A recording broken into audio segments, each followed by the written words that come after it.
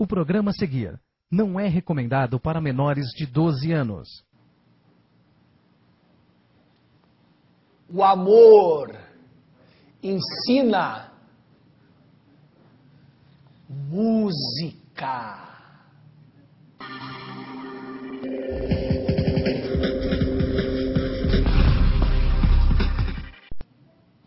Loucuras filosóficas do Alexandrelli, meus amigos e amigas, com Paulo Giraldelli Júnior, filósofo da cidade de São Paulo. E hoje, essa eminente obra, por gentileza, alguém pode fechar nessa obra?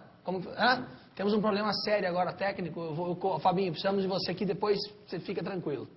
Vai dar tudo certo. Essa obra fantástica que originou o nome desse programa, Erasmo, Elogio da Loucura. E hoje nós vamos discutir essas loucuras todas que acontecem no Brasil e no mundo, porque o que está aí, que está acontecendo é loucura. Então pergunto de antemão ao meu amigo filósofo Paulo Giraldelli Júnior. Paulo Giraldelli Júnior, a pior das loucuras é, sem dúvida, pretender ser sensato no mundo de doidos. Trânsito, poluição, guerra. Comente, por gentileza, Paulo. Mas, veja, olha, uma das coisas que a gente precisa conversar hoje aqui no programa, inclusive para quem leu e para quem não leu o Erasmo, é a respeito da maneira como a gente deve entender a palavra loucura aí na obra do Erasmo, né? Porque a loucura aí, ela vai desde da tolice, da estultícia, né? Aquele cara que é o bobo, né? Até aquele cara que é o louco de pedra, o cara que grita, que tem, digamos assim, o desvario. Né? Não, você está num estágio ainda, digamos que vai haver progresso. Você vai chegar num estágio da desmesura, né? Mas você está indo bem, você está indo bem. Agora, o importante é entender isso, porque senão a pessoa pega a obra e fala assim, poxa vida, mas isso não é a loucura. Porque ela está com o estereótipo da loucura. A loucura, no Erasmo, vai desde aquela posição da ingenuidade, da bobeira, da tolice, do tolo, do ingênuo, até aquela pessoa que a gente imagina a desrazão completa. E ele vai relatando essas situações, né? Ele vai relatando. Pessoas, né? Então, e é interessante que ele vai fazendo a seguinte coisa, né? A loucura que fala. A loucura é o protagonista do livro, é o elogio da loucura, e é ela que é o personagem que fala. Na primeira pessoa. Na primeira pessoa, é ela que fala. Então ela vai mostrando que tudo aquilo que ocorre no mundo, né, na verdade, é por função dela. Senão as coisas não aconteceriam. Por quê? Porque ela dá o tom para o mundo, ela dá a substância para o mundo. A voz dela é a voz de tudo aquilo que a gente faz, de tudo aquilo que a gente imagina que tem por trás a razão, tem na verdade a loucura. A desrazão total. A desrazão completa. E você acredita que os políticos brasileiros têm essa pitada, essa loucura, ou é ascendência neles? Não, o Erasmo, ele está ali na época do Renascimento, não é? Século XVI? Ele, por exemplo, quando ele falece, o Brasil já foi descoberto, já está em 1500 bolinha ali, não é? Então, o que ele está falando ali para aquela época, inclusive para a política da época, é interessante pelo seguinte, ele diz assim, como é que um criado pode suportar um patrão? Como é que o povo pode suportar o príncipe? E vice-versa. Como é que a mulher pode suportar o marido e o marido suportar a mulher? Não entra o corno aí nessa história, não? Entra o corno, lógico. Ele faz partes. É lógico. Entra o quê? Entra a trama, né, de você dar um jeitinho. No lençol. Né, dar um jeitinho. Quer dizer, a mulher corneia, todo mundo ri do corno. Mas o que adianta o corno não dar um jeitinho? Né? Então, o que adianta o operário, diante do patrão, não dar um jeitinho? E o patrão também, quer dizer, esse que a gente chama de jeitinho brasileiro, né?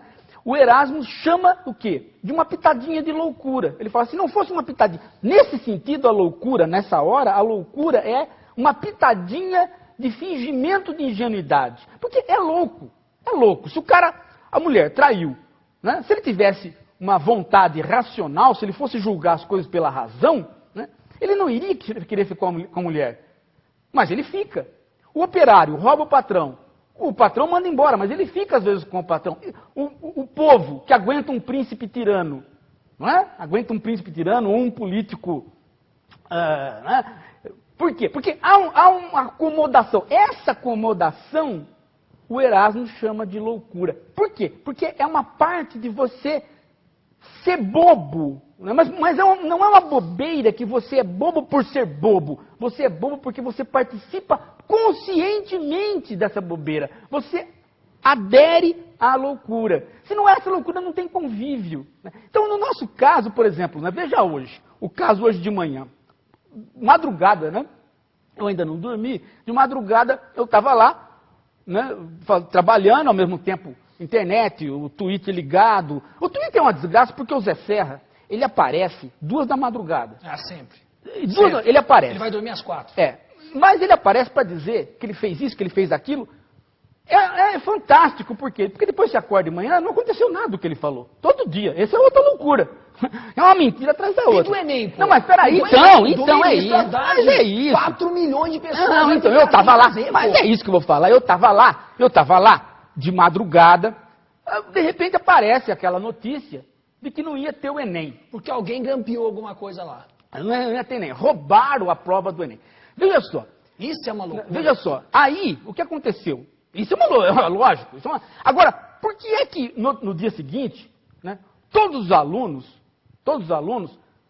suportaram isso? Quer dizer, tem reclamação e tal, suportaram essa loucura. Porque os alunos também, eles estão partícipes da loucura. Né? Então você tem aí o quê? Você tem uma ingenuidade, portanto a loucura, né? Uma pitadinha de loucura, a ingenuidade consciente. Quer dizer, eu sei que o meu príncipe, no caso, o ministro da Educação, é um completo louco, porque você não poderia deixar acontecer aquilo. No mínimo, ele tinha que ter demitido o cara do INEP. Eu te pergunto, cadê a UNE hoje em dia, a União Nacional dos Estudantes? Não, movimentar essa turma toda, mobilizar essa turma toda e parar uma parte da Avenida Paulista. Outra não, porque tem hospitais perto. Exatamente. Cadê a UNE nessa hora? Cadê as entidades que não se manifestaram? Porque, veja, estava uma briga direto para adiar o Enem. Né, por uma série de razões, por conta de inscrição que não pôde ser feita, uma série de razões. Aí o ministro bateu, não aí não adiou, roubou. Aí ele deu uma declaração fantástica, aí você vê a loucura. Ele deu a declaração seguinte, o pessoal queria tanto que adiasse, que agora que roubaram, não vai ter, o pessoal está contente. Isso é ele falando, quer dizer, isso você pode falar se você estiver na rua, mas ele como ministro, que é o cara que está lá, não pode falar isso. Né? Quer dizer, não é o Enem, é o neném. Não, então, é o neném, eu falei. Se não vai ter neném, não é que foi cancelado. Quando você interrompe o neném, o que é? É aborto.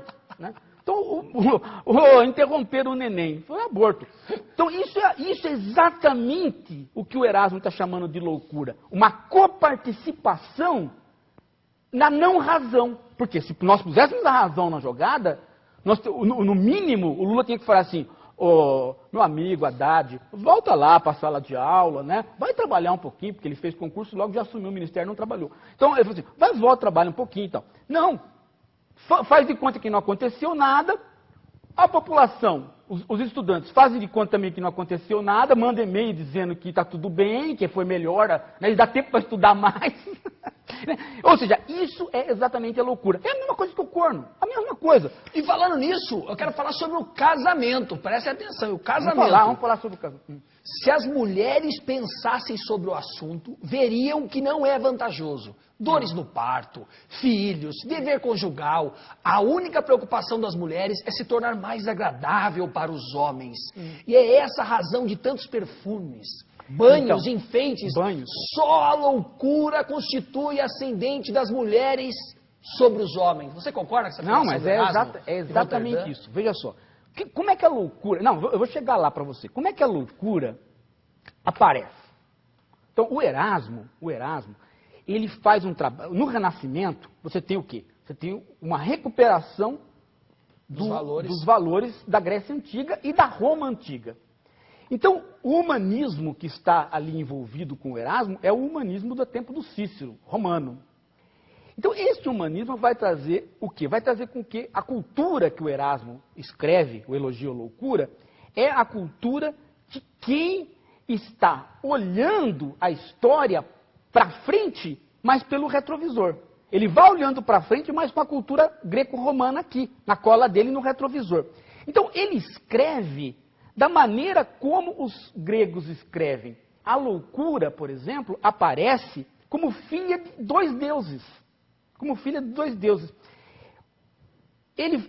Um deus é a riqueza.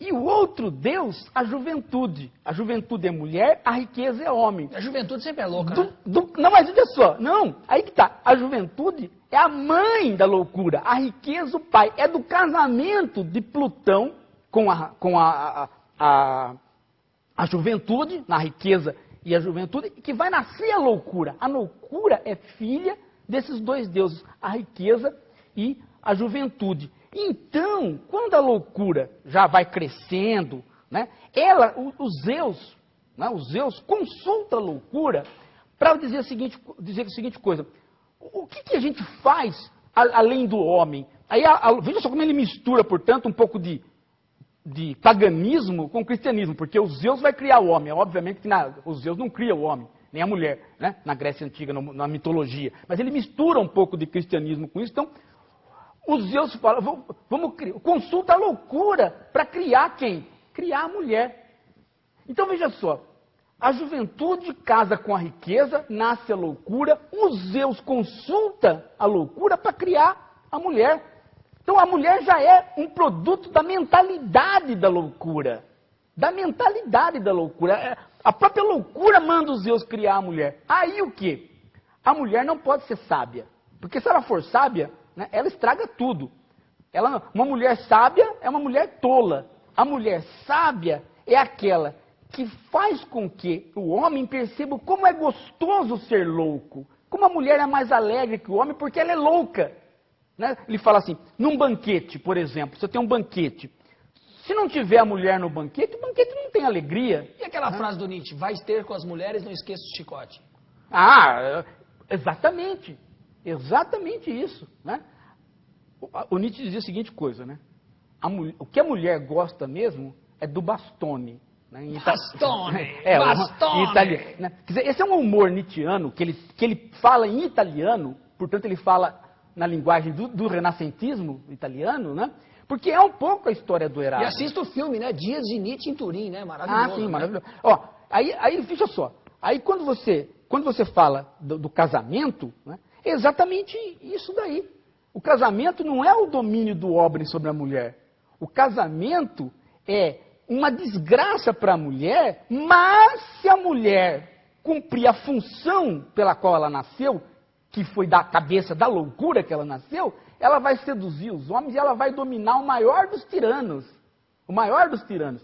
Tem aí um pouco daquela astúcia que depois o Nietzsche vai usar. Cleópatra que o diga, né, com o Antônio. O Nietzsche vai usar assim, o Nietzsche vai dizer a seguinte coisa. Vai falar assim, onde é que a mulher começa a perder? Ela começa a perder quando ela começa a aderir ao feminismo. Por quê? Porque aí ela perde igualdade de condições. Quando ela perde igualdade de condições, ela perde força, porque a força dela está na fraqueza. O Erasmo vai dizer, a força dela está na fraqueza porque ela é filha da loucura. Ela é filha da loucura, por isso que a força dela está na fraqueza. Fran! A Fran está aí, olha lá. Aí, Fran. Hoje está só 7 minutinhos de uma câmera aqui. Opa. Mas a Fran está louca completamente, né? Porque, olha lá. Né? Tudo bom? Olha, Paulo, tem uma pergunta aqui do Vinícius Rodrigues, ele está falando, o Erasmo de Roterdã era um puxa-saco da igreja maquiavelicamente? Não, muito pelo contrário. Contrário. Deixa eu falar esse texto aqui, inclusive, para responder isso aí. Ó, que maravilha. Isso aqui é fantástico. Quem foram os fundadores do cristianismo? Pessoas de uma simplicidade extrema, inimigas mortais das letras e das ciências. Por fim, há na terra loucos que pareçam mais loucos que aquele cujo coração é abrasado no amor de compaixão? Eles distribuem seu dinheiro com prodigalidade, suportam pacientemente as injúrias, deixam-se enganar, amam igualmente os amigos e os inimigos, têm horror à volúpia, alimentam-se de jejuns, de lágrimas, de vigílias e de ultrajes, desprezam a vida, desejam apenas a morte. Em uma palavra, parecem ter renunciado de tal maneira ao senso comum que se pensaria naturalmente que suas almas existem fora de seus corpos. Não é isso que chamam ser louco? E devemos nos surpreender então que os apóstolos tenham sido tomados às vezes por bêbados, e o que o juiz Festo tenha julgado São Paulo extravagante. Comente, por gentileza, Paulo. Então, você veja, né, que a própria... Você veja que isso daí mostra claramente toda a ironia em relação à igreja. Aliás, o Erasmo, ele durante todo o tempo, ele não... Talvez a pergunta do Vinícius seja nesse sentido, né? Por quê? Porque o Erasmo não briga com a igreja.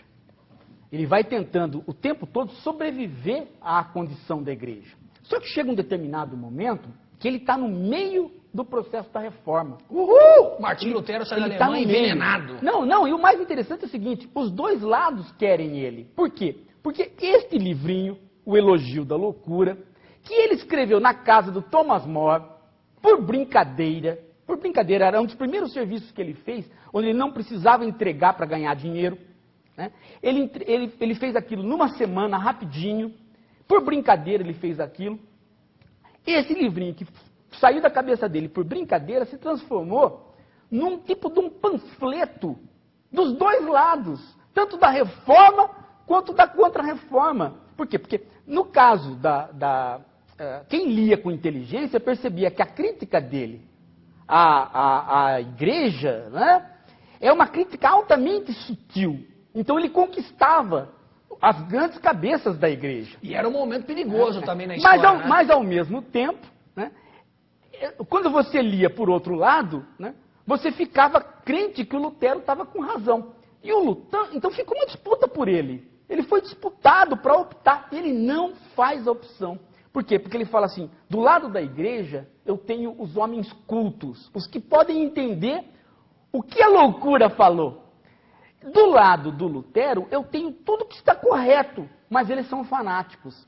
Eles não são chamava da besta de cornos. Né? Exatamente. Eles não são capazes de entender a sutileza do meu livro. Então, ele não toma posição. Ele consegue não tomar posição.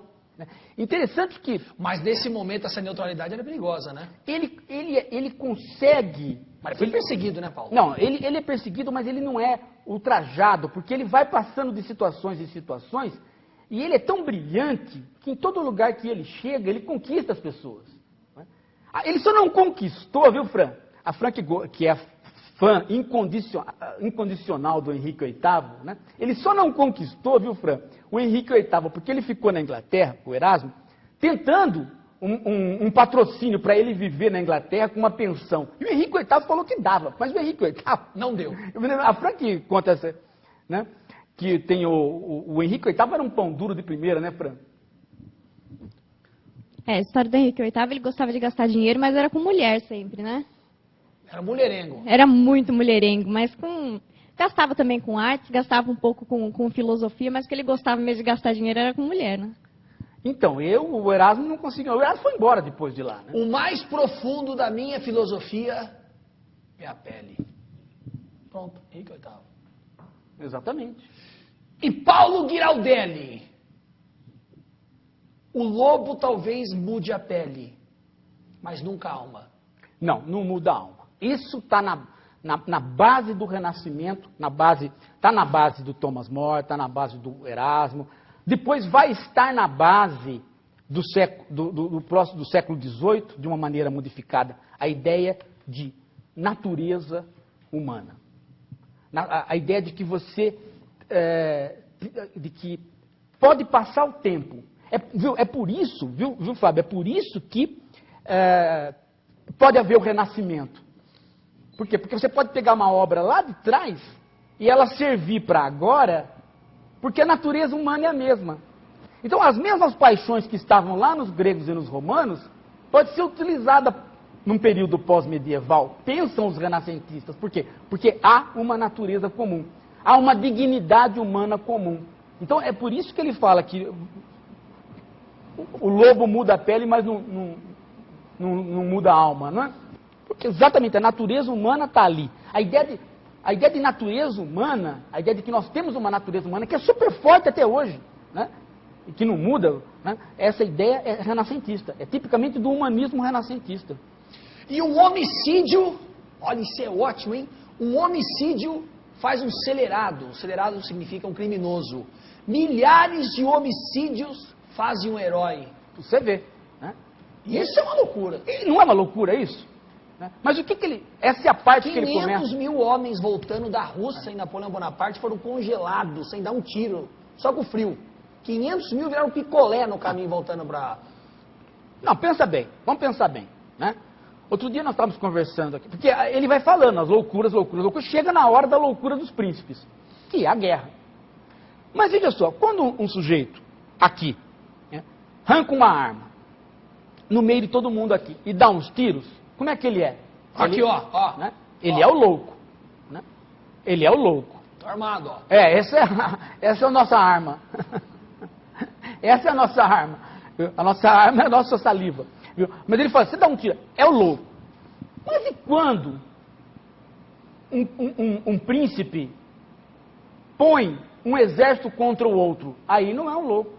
Aí tem até estratégia, entra até a razão, não entra? Não tem toda uma estratégia da razão para atacar o outro? Você transforma a loucura no elemento racional.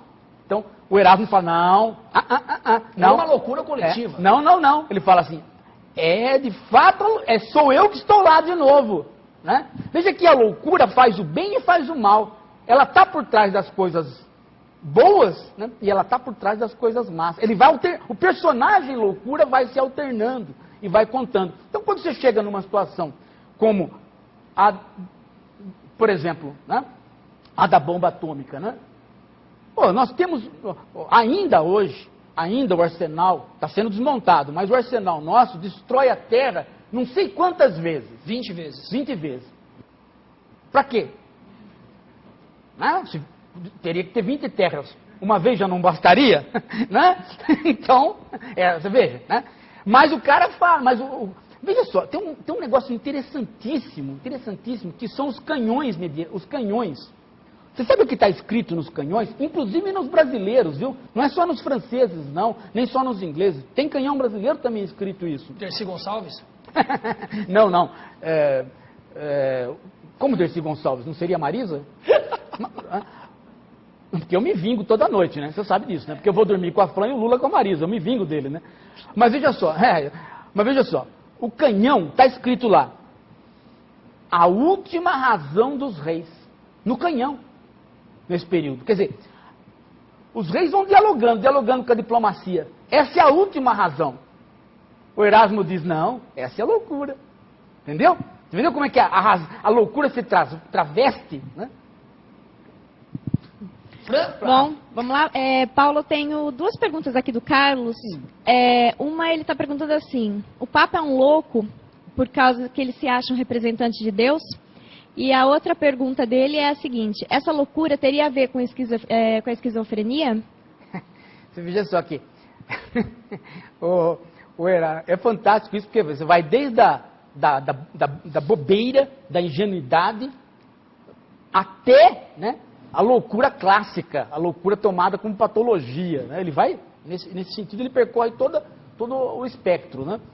E o legal da loucura é essa sutileza. Né?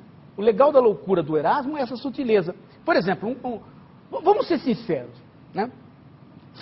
Vou dar o exemplo do grego. Você pega um grego. O grego nunca ele vai se colocar como filho de Deus. Por quê? Porque os deuses estão na terra junto com os mortais. Agora, você pega um cristão, ele é filho de Deus. Você não é louco? Haja loucura para isso. Haja louco. Porque, veja, você fala assim, é a coisa mais louca. Né? Você não é louco? Você fala assim, olha, você falar que você é filho do Antônio Hermílio de Moraes, você já é poderoso, não é? Claro. Imagina filho de Deus. Nossa, é muito, né? Mas deve ser louco, por quê? Por que você é filho de Deus? Mas você está nessa desgraça aí. Né? No meu caso, nem tanto, porque eu nasci em São Paulo, mas um cara que veio de Assis, de Quatá, como é que ele pode falar que ele é filho de Deus? Não pode, entendeu? Não é verdade? Então isso. É louco. Em isso. cada cidadezinha, a primeira coisa que se construiu no Brasil foi a estação ferroviária e uma igreja. Agora, você pensa bem o padre, né? O Papa, ele chegar a quatro paredes. E a roupa, a vestimenta, Não, a indumentária. ele chegar a quatro paredes e falar assim: eu fui eleito pelos homens, mas eu sou. Né, nessa hora que eu fui eleito pelos homens, eu fui ungido por Deus, eu sou representante de Deus. Isso não é louco? Claro, não há nenhum conquistador na história da humanidade que não tenha utilizado o nome de Deus. Até Hitler utilizou o nome de Deus. Você pegar ele lá, o Erasmo faz. Ele faz uma caricatura dos papas, né? Ele faz uma caricatura dos papas. Aliás, isso é moda no Renascimento, né? Isso é moda no Renascimento. E segundo a definição dos estoicos, a sabedoria consiste em ter a razão por guia. A loucura, pelo contrário, consiste em obedecer às paixões, para que a vida dos homens não seja triste e aborrecida. Júpiter deu-lhe mais paixão que razão. O Erasmo passa boa parte do livro dizendo que os estoicos são hipócritas, porque eles não estão longe da loucura. Ao contrário, na medida que eles tentam se afastar da paixão, eles são loucos por tentarem se afastar da paixão. Então você pega um cara como São Paulo, né?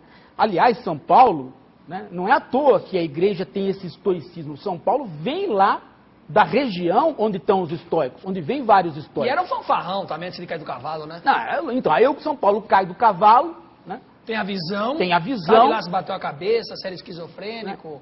E aí o que acontece? O São Paulo vai introduzir uma série de atitudes estoicas dentro da igreja que não são comuns ao antigo cristianismo. É o São Paulo que introduz. Aí o Erasmo vai dizer a seguinte coisa: o estoico pensa que ele está longe das paixões e, portanto, longe da loucura. Mas ele se retirar da vida longe das paixões, não é isso uma loucura? Nossa, que loucura. É uma loucura, porque é a tentativa de você ser insensível. Não, e se todo mundo seguisse a risca, o padre não se casa, né? É uma escolha. E essa escolha, segundo o Sartre, serve para toda a humanidade. Então ninguém vai procriar, acabou a vida na Terra. Não, mas aí a história do padre não se casa é uma loucura nossa, né? Não é do tempo do Erasmo, porque ele é filho de padre, o Erasmo. E bastardo ainda, né? Saiu lá por fora, deu uma asinha aqui, nasceu Erasmo. Aí a gente não sabe, porque na verdade tem uma estatística aí que a Fran gosta de citar muito, né, Fran? Onde parece que quantos por cento dos brasileiros... Hã? A Fran está falando... Só? 30% dos brasileiros são filhos de... Não são filhos de quem eles acham que são. eles acham que são, né? Então, meu amigo, você que está escutando aí e acha perfeitamente que você é filho do seu pai, você é filho da sua mãe. Eu não posso pedir o DNA então, porque o pai já faleceu. Então, veja, essa loucura de você acreditar que você é filho do seu pai é o que faz com que você conviva, mas você pode estar dentro dos 30%. Da Fran, os 30% que ela falou aí. É meu não, da pesquisa, né? Ó, então, lembrando que a gente está aqui participando, o pessoal está participando comigo pelo chat do próprio site da Just TV e também pelo MSN, que é loucurasfilosóficas@hotmail.com. Felipe Dornelas fez uma pergunta para você, Paulo, sei que você discutiu bastante isso já. A professora de Salvador, ao dançar no palco, agiu em um momento de loucura? Menina, e também ela agiu no momento de êxtase. Bom, e também só complementando, eles estão perguntando bastante sobre a questão do programa do CQC, a escolha da Mônica. Tá. Olha, veja só, esse pessoal é terrível, né? Olha só, esse programa aqui é louco mesmo, porque vocês viram lá que é o único programa onde o Coyote está abraçando o Papaléguas, né? Que a Fran trouxe o Coyote e o Papaléguas, e eles estão ali em amores, né? Veja só, em nome da União Nacional, em nome de, né? Depois que acabar o programa, é óbvio que o Coyote vai tentar comer o Papaléguas. Eles estão ali só fingindo mesmo, né? Que é exatamente isso. Uma parte da loucura é esse fingimento. Então veja, vamos pegar a história da menina que subiu no palco lá e dançou. A loucura não foi ela dançar.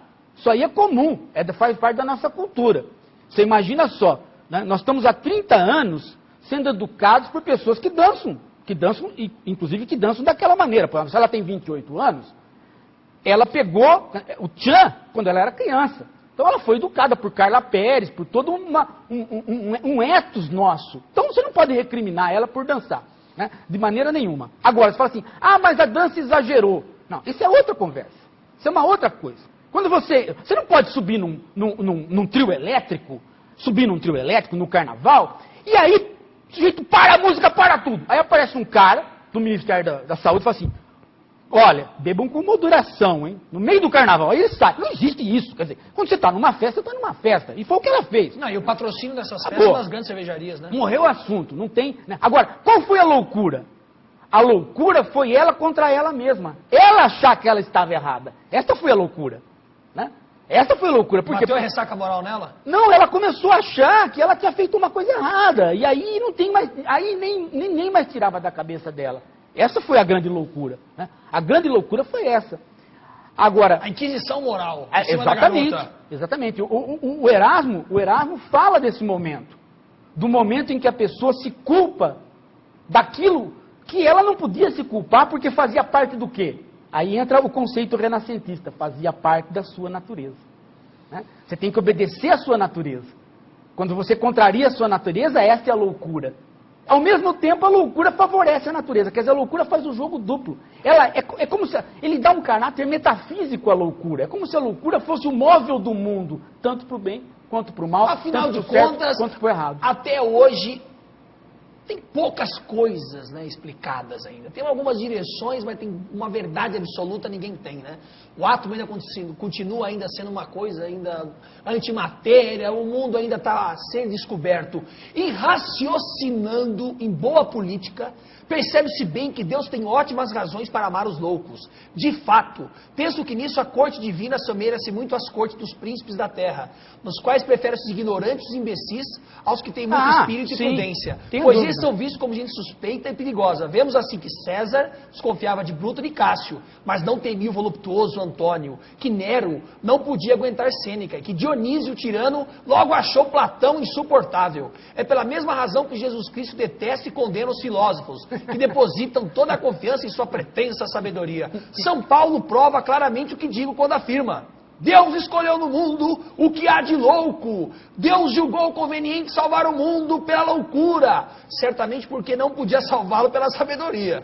O próprio Deus diz isso claramente quando exclama pela boca do profeta Isaías: confundirei a sabedoria dos sábios e reprovarei a prudência dos prudentes. E numa outra passagem, quando se felicita por ter ocultado o mistério da salvação aos sábios, é por ter a revelado aos pequenos, isto é, aos loucos. Quem são os apóstolos, né? Os apóstolos. Veja, se eu sou um pescador, os apóstolos são pescadores, e eu me proponho a ensinar a boa nova, eu já não estou bem da cabeça, né? Não é verdade? Eu não estou bem da cabeça, porque eu sei que eu sou um humilde, eu sei que eu sei aquele que não sabe, eles sabiam isso. Aí chega um cara e fala para vocês vão fazer uma revolução moral no mundo, e eles acreditam, são completamente malucos. É uma construção ideológica maravilhosa, mas é necessário. Deixa eu voltar à pergunta da Fran lá. Deixa. A pergunta da Fran do CQC, né? O pessoal tá bravo, Fábio, não sei se você sabe, porque segunda-feira, o CQC é uma tentativa de imitar o Pânico de Gravata. O Rafinha Bastos já foi entrevistado por esse programa. Rafinha, um abraço para você. Rafinha, não dou um abraço para você. O que vocês fizeram lá com a Carol é como diz o Boris, uma vergonha. E quem é a Carol? A Carol... O que aconteceu? A Carol é a menina que estava concorrendo com a Mônica. A Mônica era gostosa de covinha. A Carol era baixinha, feinha. Só que a Carol tem talento e a Mônica é de Ribeirão Preto. Pode. Né? Não pode. Você não pode pegar uma menina de São Paulo, que tem talento, e trazer uma pessoa de Quatá. Pode trazer. Não dá. O cara de Quatá é de Quatá. Então o cara de Ribeirão Preto é de Ribeirão Preto. Tem que ficar em Ribeirão Preto. Aí veja só, aí atrás de Ribeirão Preto. Só que a moça, a Mônica, ela tem chance de sair pelada. A outra não. A outra tem talento. Não pode sair pelada, até porque se sair pelada, quem vai comprar? Não tem. É um terrível. Então eles pegaram, escolheram a Mônica como repórter. Aí eu falei, pelo amor de Deus, né? Até eu, que gosto de mulher bonita, mas diante do talento da outra, me rendo. E a população também. O pessoal que votou, tudo. Aí eu desci o pau nesse programa. Agora, o problema do CQC é que o CQC é um Pânico engravatado. Né? Então, o Emílio tem essa vantagem. É pânico, é pânico. Ele não fica escolhendo as coisas para dar um ar intelectual que não existe. É o deboche, é o deboche. Agora, o CQC não. O CQC é aqueles caras. Os caras vão fazer palhaçada de terno? Não pode. Não sabem fazer palhaçada. É verdade. Mais perguntas? Tem várias perguntas aqui hoje, Paulo. O Daniel está perguntando qual a diferença da loucura patológica e da loucura filosófica. A patológica é minha. E é sua de todo mundo que nós compartilhamos, né? A patológica da Alexandre. E o Bento está perguntando, Sócrates com Daimon foi o filósofo que soube equilibrar melhor razão e loucura? Veja só. Vou falar uma coisa para vocês aqui que eu não deveria falar. Não deveria, porque amanhã vai todo mundo... olha o Paulo Giraldelli! Até porque o pessoal... né? Mas eu vou contar uma coisa para vocês. Existem dois médicos que estão... Existem vários, mas existem dois médicos muito interessantes que publicaram, inclusive, em artigos, em periódicos científicos, uma tentativa de estudar aquele comportamento do Sócrates. Né? Porque, segundo as várias fontes, o Sócrates não só ficava dias sem beber e sem comer, mas como ele se desligava. Tinha hora que ele se desligava completamente. Não só ele se desligava parado, como andando. Né? Isso é um relato constante. Era o nirvana do Sócrates. Mas esses dois médicos, eles tentam associar esse comportamento do Sócrates, os sintomas, aqueles sintomas descritos, com sintomas de doenças atuais, né? Que eles classificam como patologia. Isso é interessante pelo seguinte, por quê? Porque o próprio Sócrates, quando vai falar das loucuras, ele não distingue as loucuras, ele classifica, mas ele não separa a ponto de dizer, esta é pior, esta é melhor. Ele apenas classifica as loucuras. E ele coloca uma das loucuras como sendo, sim, a loucura de você querer saber mais. Claro. Por quê? Entender o mundo já é uma loucura. Por quê? Porque, no limite, se você pudesse chegar nas respostas, você teria o saber que é o saber divino. Então você teria passado a condição humana. E, portanto, você teria desobedecido o oráculo de Delfos. Por quê? Porque você teria não obedecido o princípio do oráculo de Delfos, que é: conhece a ti mesmo, né, para que você baixe a bola. O princípio é um princípio de humildade, é para você baixar a bola. Os atenienses são muito orgulhosos. Se eles se conhecessem a si mesmos e vissem que eles não sabiam, eles iriam baixar a bola. Então, o princípio do Sócrates é um princípio que ele vai buscar no oráculo de Delfos para baixar a bola, né? Para controlar aquela arrogância ateniense, principalmente naquele período. Agora, se, portanto, qualquer um dos diálogos socráticos você conseguisse chegar numa resposta, você não fossem diálogos aporéticos, onde você não chega numa resposta... O que é isso, aporético? Né? Onde você termina numa aporia, ou seja, você termina numa questão insolúvel. A gente falou isso no primeiro programa. Se você ultrapassar essa condição, você teria o saber que o Platão pensa que vai conseguir. Então, portanto, você estaria numa condição divina. Ora, não é isso a loucura? Não é você acreditar que você pode ser Deus? Então, tem aí, portanto, também, né, uma estultícia, uma ingenuidade do filósofo que faz parte da loucura que o Erasmo classifica. Inclusive, Platão escreveu a República, é o único morador da República dele, né? Ninguém mais cabe naquela República. Não, ele não quis morar lá. Deus, arquiteto do universo, proibiu o homem de provar os frutos da árvore da ciência, como se a ciência fosse um veneno para a felicidade. Você concorda com isso? O Erasmo... E está na Bíblia, né? Quanto mais o homem aumenta a sua ciência, mais aumenta a sua infelicidade. O Erasmo diz isso. Eu acho o contrário. Né? O Erasmo diz isso, porque ele fala assim, como é? Não, mas aí que está. Né? Aí que está. Você criou o Loucuras Filosóficas inspirado no Erasmo, mas você não é um discípulo do Erasmo. Não. Você tem que ser um discípulo do Erasmo. Veja só, o Erasmo está dizendo a seguinte coisa, quando é que você é feliz? Eu sou discípulo de mim mesmo. Você disse, não, mas o problema é que você vê...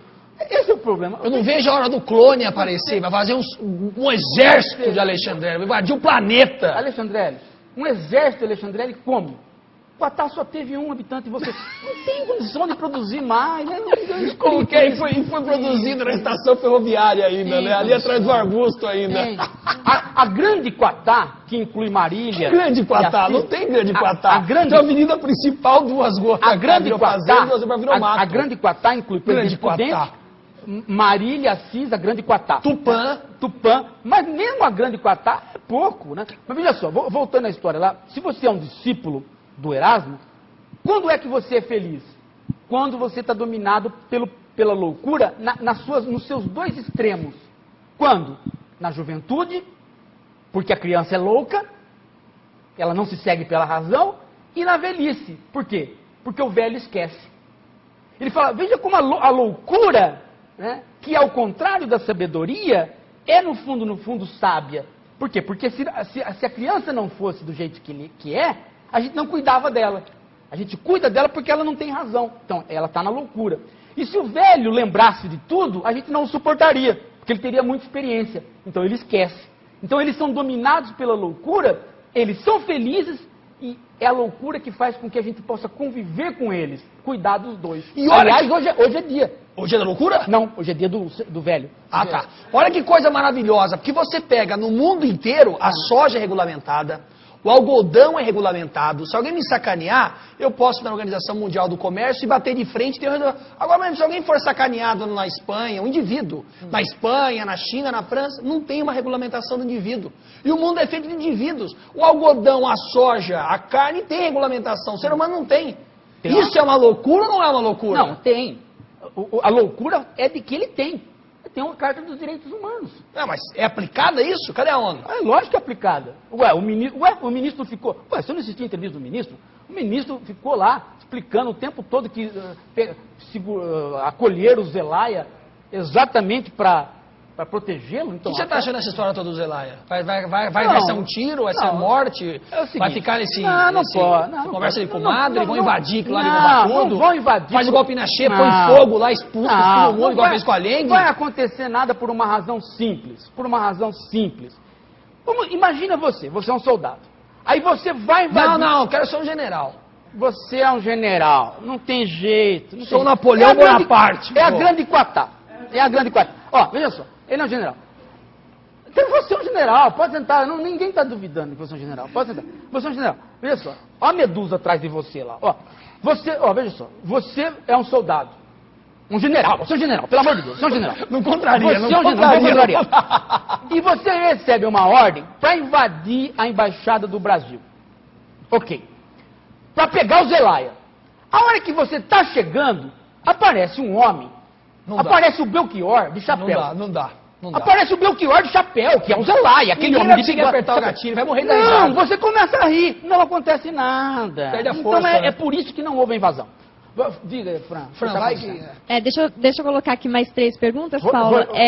Que eu acho que o nosso tempo já tá chegando no final, passou voando. Olha, semana que vem, Fran, não esquece de falar que é religião, hein? Religião. Tá, certeza. Ó, religião, semana que vem, todo mundo, no horário certinho, hein?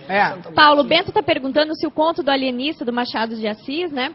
Sobre o médico interna toda a cidade, depois ele acaba cercando, né? Ele interna ele mesmo, se é uma versão brasileira do pensamento do Erasmo. Deixa eu já fazer mais 2 perguntas para você. O Gabriel está perguntando que o louco, quando ele dá conta do seu desequilíbrio, ele fica bom? Essa é uma tese, né? E outra pergunta é do Rafael. Rafael pergunta assim, Paulo, é possível traçar uma linha entre a razão e a loucura, sendo que o que é loucura para uns é razão para outros? Bom, primeiro, deixa eu dar um tchauzinho pro Rogério, né? Rogério, nosso amigo aqui, né?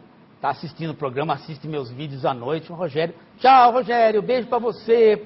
Beijo da Grande Quatá pra você. Por favor, você que você quer também ser um general, você manda um beijinho, um abraço pro Rogério. Mando beijos para homens. Hoje é o dia do velho, portanto o meu dia, e nós estamos fazendo um programa de loucura. Então hoje é dia de mandar beijo para homem. Olha, veja só. Ô Fran, como é que é a história do o que ele quer? Ele quer... Como é que era a história? A Fran faz 5 perguntas, como vai lembrar de alguma? Não, mas é que você me atrapalha. Vamos eliminar o Alexandrelli desse programa. Ele está atrapalhando hoje. É. Mas hoje o cara quer ser general. Isso já é o alemão chegando, né? É do Machado de Assis. Ah, O alienista. o alienista. Que é ótimo, que é ótimo, é ótimo. Não, o alienista, o Machado conhecia tudo isso daí, mas o alienista, na verdade, é uma crítica ferrenha ao positivismo da época, aos médicos da época, né? À ciência da época, a ideia de você medir tudo, a ideia de você classificar tudo, a ideia de você nominar tudo. Então ele faz uma crítica a isso. Ponto, né? Agora, veja só, na base da crítica do positivismo do século XIX, está o pensamento do Renascimento lá atrás. Porque o Renascimento é jocoso. E o século XIX é sério, é tedioso, é científico. E nós, do século XX, herdamos o século XIX. Nós não herdamos o Renascimento. Nós somos um tédio, nós somos chatos. Né? Você viu uma aula de filosofia? Que é coisa mais chata que uma aula de filosofia? Né? Então, é um cara tedioso, o cara fica lendo lá. Aquela coisa. Isso é herança do século XIX. Se os filósofos fossem renascentistas, nós seríamos diferentes, seríamos pessoas alegres. Não seríamos igual Alexandre, mas seríamos alegres. Qual que era a outra? Outra pergunta sobre se a gente pode dizer o que é razão para uns é loucura para outros. O que a gente pode dizer sobre isso? O Erasmo se aproveita muito bem dessa dubiedade. Porque a loucura vai ultrapassando. Né? Ela vai ultrapassando. Aí chega uma hora aquilo que o Alexandre falou. Se o cara dá um tiro, né? Aquilo que o Alexandre falou, se o cara dá um tiro em um, ele é louco. Se ele dá um tiro em 500 numa guerra, ele é herói. Ora, mas aonde está a loucura aí? Né? Aonde é que está a loucura? Você não sabe onde ela está. Não sabe. Né? Por exemplo, agora que o Obama está descobrindo aquilo que nós aqui fora já sabíamos. Né? Nós de fora já sabíamos que a CIA estava matando pessoas que eram inocentes, que não eram terroristas nem nada, matando inimigo político de companhia, de governo e tal. Agora o Obama está descobrindo isso. Pô, mas isso não é a loucura completa?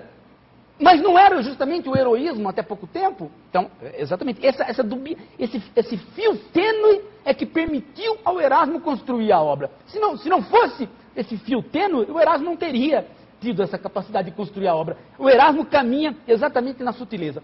Aliás, o século XIX e o século XVIII não têm a sutileza do Renascimento.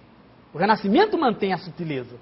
Por que a obra mais filosófica do Renascimento não é um tratado de filosofia? A obra mais filosófica do Renascimento é uma obra de arte. Né? É o Rafael. É o Rafael, a escola de Atenas, onde ele põe todos os filósofos juntos. Né? A obra de arte. E tem uma ironia profunda. Aliás, qualquer dia a gente vai conversar sobre a obra do Rafael aqui. E se vocês querem entender o que é loucura, veja um ônibus passando num dia de clássico, seja um ônibus ou do Palmeiras, ou do Corinthians, ou do São Paulo, aquela turma toda de pendurado lá de fora, batendo assim, ó. Aquilo é o protótipo da loucura, porque você não consegue interpretar aquilo, entender aquilo. Ah, é? Eu não consigo entender aquilo. É? Então vou te contar uma coisa. Então você pega um ônibus com todo mundo gritando, você chama de louco, né? Mas se você vai no Tibete... Não, o Corinthians se auto-intitula bando de loucos? Não, tudo bem, se você acha que isso é louco, né? Aí você vai no Tibete, tem um sábio sentado lá, né?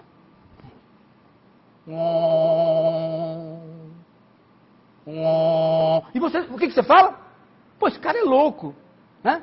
Então veja, a atitude mais sóbria é chamada de louca, a atitude mais estapafúrdia é chamada de louca. Esta é a dubiedade que o Erasmo se E aproveita. aquela vaquinha passeando na Índia e todo mundo morrendo de fome, todo mundo para pra vaquinha passar, em vez de imaginar ela no espetinho ali, no churrasquinho e detonando ela.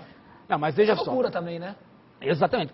Então, para nós é uma loucura, né? Para eles a loucura é você simplesmente ser esse... Ficar de joelho com a vaca passando e morrendo de fome, o bifão tá passando ali. Não, esse negócio de joelho, ficar de joelho com vaca, esse negócio é coisa de gaúcho. Isso aí não é coisa de indiano, não. Nunca vi indiano de joelho. Não, isso é coisa de quatá. Não, isso aí já é coisa da sua... Isso é coisa da sua infância de Assis, onde ficavam de joelho com os... Olha lá. Não, cara, olha só isso, gente. Isso aí, né? Em São Paulo, o cara não percebeu ainda... Veja, gente. Ele está no centro urbano. Ele não percebeu ainda que asfaltaram a cidade. Não só asfaltaram. Não só asfaltaram. O Kassab pintou o chão da cidade e chamou de ciclovia. Não foi? Ele pintou o chão e chamou de ciclovia. Paulo, Isso é louco, hein? Isso é louco. A Fran tem Eu pergunta. quero fechar com uma pergunta do Juan. Eu quero primeiro agradecer todo mundo que participou hoje. Muita gente participando. Eu espero todo mundo participando semana que vem também.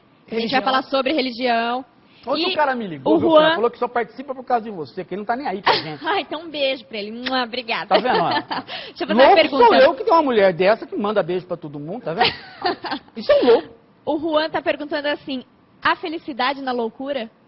Exatamente. E como há? Para o Erasmo, as crianças são felizes, os velhos são felizes. Quando você vai perdendo a condição infantil ou vai perdendo a condição de idoso, quando você vai entrando para a idade adulta com o trabalho, você vai ganhando um aspecto, ele diz até que o aspecto físico, né? Ela vai aparecendo ruga, vai aparecendo tudo que é degradante. Por quê? Porque vai entrando a razão e vai perdendo a loucura. E isso para todos vocês, a loucura é a origem das façanhas de todos os heróis. Paulo Graudelli, muito obrigado. Eu que agradeço. Hoje é seu dia, né? Dia do idoso. É.